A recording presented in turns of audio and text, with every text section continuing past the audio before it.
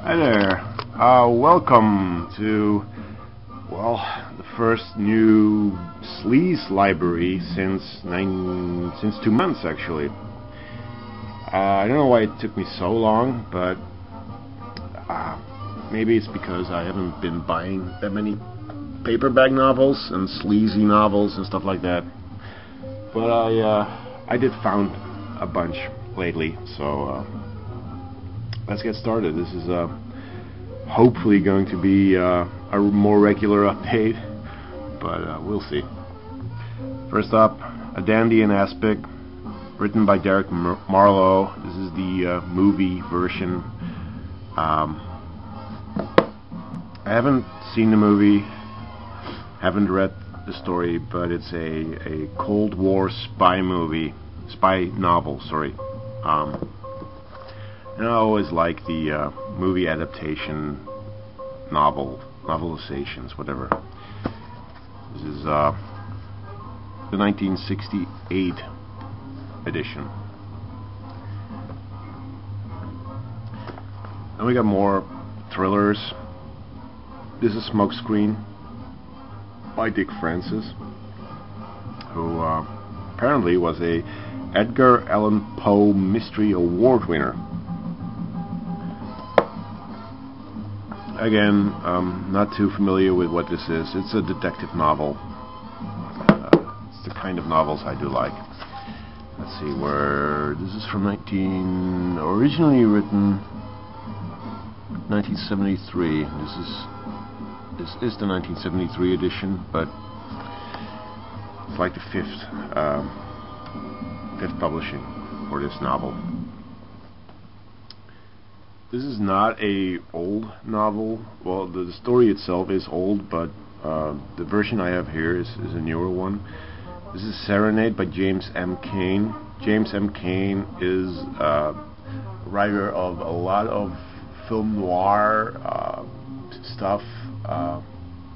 Let's see if I can get it from the top of my head.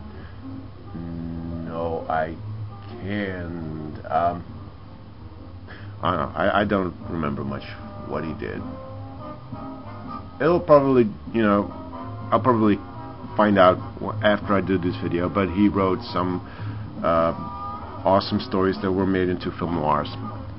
This is originally written in 1937, but this is the 1978 version. It's probably, very noirish and interesting. This is J.G. Ballard's High Rise. J.G. Ballard, of course, wrote Empire of the Sun, which is probably his most, weird novel, if you really look at it, because the other stuff he did was really weird, science fiction or futuristic stuff. He wrote a book called Crash, where people are, erotically charged by car accidents. And I don't really know what this is about, except it's about a tower block and some weird stuff is happening there. Some, different floors are fighting with each other and stuff like that. I don't know. Looks interesting. This is science fiction. Strangers from the Skies, but I don't know if this is science fiction as in a story or if it's some kind of essay. It looks, if I read this, it looks like it's a document on flying saucers and the whole situation that happened when people get abducted. I don't know what this is. It looked nice. This is from 1966. There you have it. This is an awesome cover. Doomsday Morning by C.L. Moore. Again, science fiction. Not a huge science fiction fan in terms of novels. But, yeah. You just gotta pick up stuff like this. It looks awesome. This is from originally 1957. This is this 1968 edition on Avon Books. which is a really good publisher. Now you get this one. This I've never heard of. The publisher, that is Panther. The book is called Shroud of Her Back, and it's by Stephen Ransom or Ransom. Some kind of murder mystery, and someone has to find the killer before he strikes again. Good looking stuff. This is the reason why I pick up paperback novels. This is 1961. Look at that. Beautiful drawing. This is the Ferguson Affair, written by Ross MacDonald. Another murder mystery, crime kind of thing. And it looks interesting. Corpses are scattered around, and Bill Gunnarsson will have to find out who did it. This was originally a book. This is the version made after the movie, but originally it was a book that was turned into a movie. Whatever Happened to Baby Jane by Henry Farrell. The story is about two sisters. One is a crippled who's in a wheelchair, and the other is pretty much insane.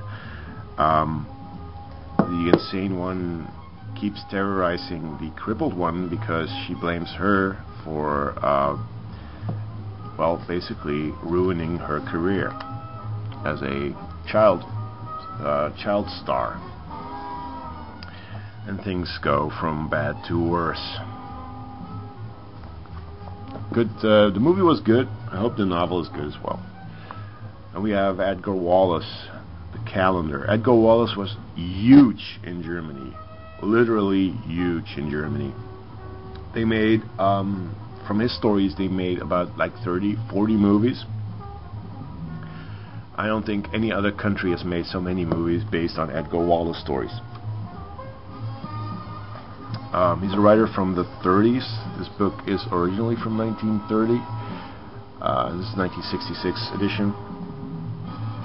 I don't know if this was ever made into a movie, but yeah, it's another, whodunit kind of story. Interesting. Then we have Stain of Suspicion by Charles Williams, the best of American crime fiction. Okay, if they say so. This is on Pan Books, like the Edgar Wallace one, and I love Pan, and they are awesome. This is, I believe, the Australian one, as it says here. I don't know what this is about. Most of the time they basically have a sort of small storyline in the front, but I never ever read that. I basically start reading straight away, not knowing what it's about. This is the 1966 edition, and again, this looks just awesome. Those handcuffs, within one of the handcuffs, a picture of a guy with a shotgun and someone climbing a ladder. Now, this is not crime, I believe, but this is just an amazing, amazing picture. Just look at that. The guy with a suitcase overlooking the town and a couple underneath kissing. Just good stuff. It's about a town, probably Winesburg, Ohio, if I believe the name of the book, and the inhabitants and what they do, and how bad the situation becomes between those people, probably. Really interesting stuff. This is falling apart already, but hey, what do you want? This is from 1956, this edition, so it's a really old book. It's on the Signet books series, which is probably my favorite, but it's hard. There's so many really cool paperback publishers. And the last one is Oh Shut Up by Chester Himes, starring two cops. One is Coffin Ed Johnson, and the other one is Gravedigger Jones. Now, I could be wrong, but those might be characters from other books, and one of those books was turned into a blaxploitation movie. I could be wrong. I have to look up, because I think I have other Chester Himes novels, and that would be made into a blaxploitation movie. I don't know. I have to look it up. Anyway, this is just the kind of artwork that I like. You know, typical 60s coolness. Really, really nice stuff. And it's on Berkeley Medallion Books from 1960, and it's wonderful. I love it. So I hope to do these more often. Oh, I have one more book, which is not part of this book, but I just want to show it. It's If Chins Could Kill, Confessions of a B-Movie Actor by Bruce Campbell. I just had to pick it up. It was €1.50, and it's story of his life, the Evil Dead movies, and the Xenos series that he did. So, really happy with that. Hopefully it's a good read. Apparently it is, because I've heard good things about it. And this is it. This is it. I'll hopefully be doing more of these updates, because I really like him, and who knows, maybe I can turn some of you guys into collecting paperbacks, because they're dirt cheap. They are dirt cheap. So take care. I'll be seeing you. Bye bye.